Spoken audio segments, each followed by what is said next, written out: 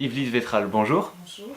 Vous publiez aux éditions L'Harmattan, Racine Racine. Alors, pouvez-vous vous présenter tout d'abord, s'il vous plaît, et ensuite nous parler de votre ouvrage? Oui. Bonjour, je m'appelle Yves-Lise Vétral, je suis martiniquaise d'origine, je vis à Paris maintenant et j'ai écrit Racine Racine parce que j'avais vraiment besoin, envie de plonger dans le cœur de la question identitaire. Voilà. Donc pourquoi ce titre? On me pose souvent la question. Eh bien, racine, point d'interrogation, racine, trois points de suspension, c'est une façon de dire je cherchais une racine, j'ai trouvé des racines. En fait, c'est une manière d'emmener le lecteur à découvrir un petit peu la psyché de tous les gens d'époque, dans les années 1940 à peu près jusqu'à 1960.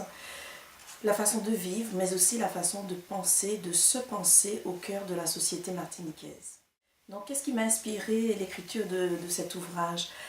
Je ne peux pas dire qu'il y a quelque chose qui l'a déclenché. Je crois que tout au long des années précédentes, j'ai beaucoup réfléchi. J'ai réfléchi seule, mais j'ai réfléchi aussi avec d'autres personnes d'origine antillaise, africaine, même française, de toutes origines.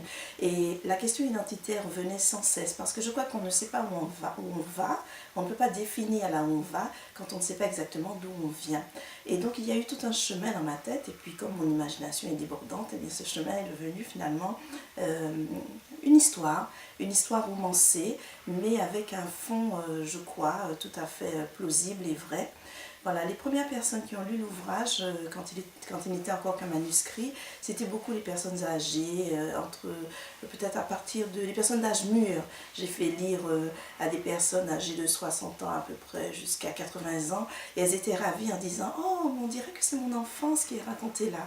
Donc, ça n'était pas intentionnel, et je ne savais pas que ces choses-là vivaient en moi, mais elles étaient là, et puis j'espère qu'elles vont vous faire vibrer aussi. Donc, à quel public s'adresse cet ouvrage? Alors, depuis le début de cette interview, je parle beaucoup de la Martinique. On pourrait se dire peut-être qu'il n'y a que les Martiniquais qui sont concernés, mais je ne crois pas finalement.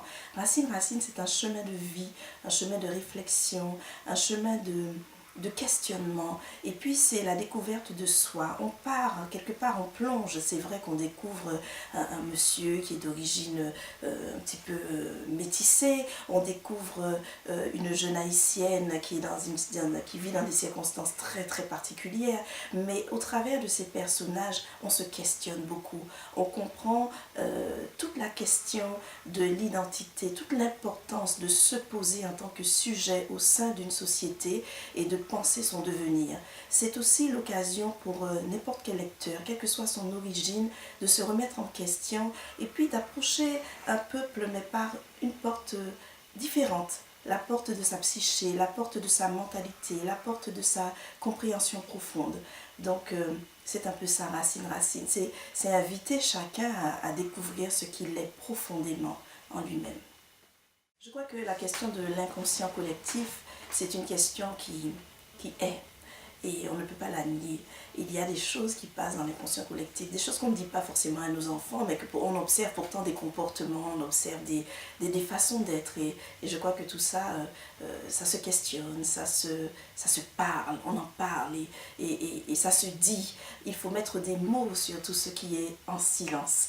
Alors l'histoire, elle est toute simple, c'est cet homme formidable qui est issu d'un parent blanc et puis d'un parent créole, qui se pose beaucoup de questions, qui se demande d'où il vient, qui est différent de par sa couleur, et cette différence pose énormément de questions à son entourage. Comment se trouver au sein d'une société qui finalement s'est construite de manière tellement difficile après l'histoire de l'esclavage et qui doit quand même évoluer? C'est un peu tout ça, Racine Racine, et cette petite fille qui arrive de nulle part et qui a besoin aussi de se questionner, de se trouver et de trouver sa place au sein de la société.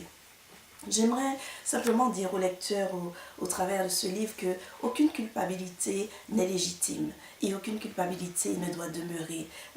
Il y a des culpabilités conscientes, mais il y en a tellement qui sont inconscientes. Je suis certaine qu'en lisant Racine Racine, la question de la culpabilité monte et tout d'un coup on se dit mais finalement je suis un être libre, je suis un sujet et aussi un sujet de droit, et je prends ma liberté. On ne me la donne pas, je l'arrache et je la vis. C'est un peu ça, Racine. Alors, à tous ceux qui sont épris de liberté, eh bien, je conseille vivement la lecture de ce livre. Je suis certaine que vous ne serez pas déçus. Merci.